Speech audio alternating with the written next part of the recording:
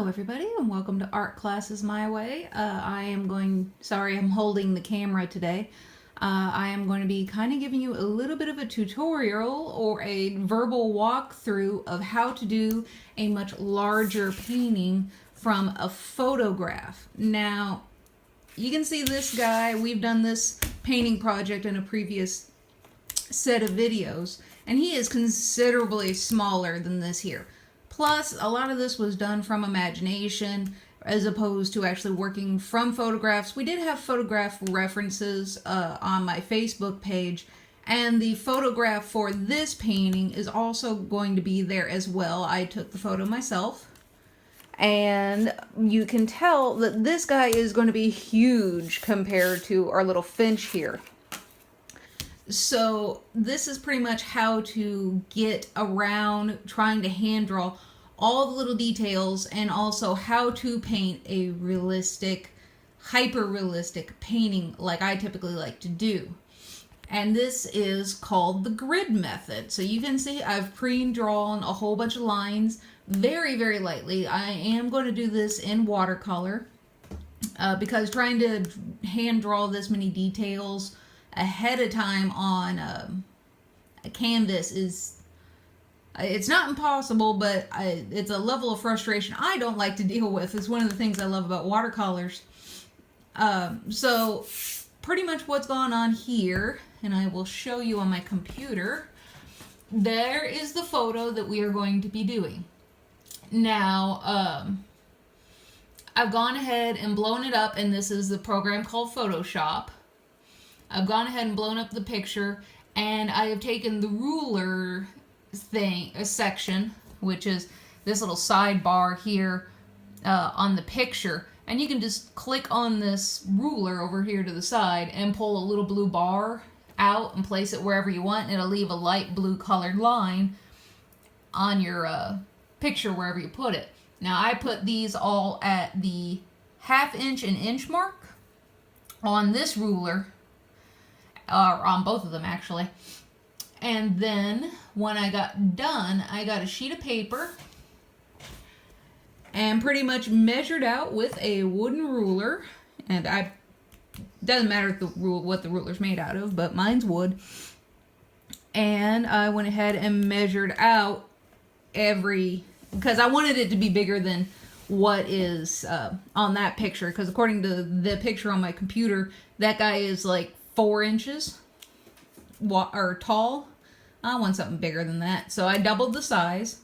So for every 1/2 inch translates over to a whole inch on this page, and same for the top as well. Now there was a little bit of an odd section on my picture, and I went ahead and did the math and translated it to this odd section, not even a full 1/2 inch section down here, because that is actually on the computer. You can see this weird little half a rectangular shape going on along the bottom. And if you wanted to, you can just leave that guy out and just go ahead and, crop it down. Now, the other thing you can do, if you don't want to do it, if you don't even have a Photoshop program like I do, which is no big deal. I mean, I went to school to be a graphic designer, so how well that worked out. But so I use my Photoshop program and everything that I bought from back then, trying to make some sort of use out of it now. Plus, I can zoom in to to each individual square to get my details and such. Obviously, that's way too close, but negative button. But you can see I can get into more detailed areas. Now, if you do not have a computer you can do this with, or you don't have Photoshop, no big deal.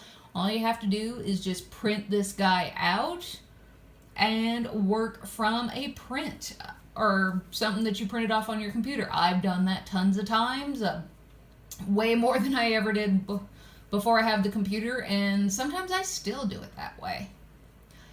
And it's going to be the same thing. You're just going to measure it out, length and width, and translate the exact same amount of squares onto your paper. So plenty simple. And if your paper ends up being longer than your ruler, if you have a yardstick, awesome. If you don't, Then just at least leave, when make a mark that you would from the edges here, place your ruler in the middle of the page and go ahead and place a few marks. You can see these darker dots, and go ahead and when you put those down, and put them down over here so that way you can make your lines intersect correctly. And make sure that when you're putting this grid down, you are putting it down nice and light, because with watercolors, these pencil marks are going to show through. If you don't do them nice and light, you won't be able to erase them afterwards. There's not a whole bunch of white in this, but there are some sections where once you get your drawing down, you are going to want to erase before you start painting. Otherwise, you're going to have a pencil line grid right in the middle of your beautiful sparkling whites, and we don't want that. But this is how, and the start for that watercolor painting we're going to do down here. And I hope I haven't made anybody motion sick by doing this. I'm just a little old YouTuber. I just started. I don't have that much equipment to do too many professional things. So I hope I didn't make you car sick or motion sick or anything.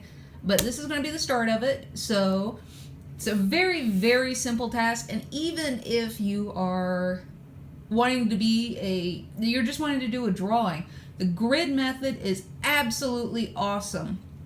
And it is the best thing in the world when doing very, very large drawings. And you're just starting out. This is totally a beginner's helper here.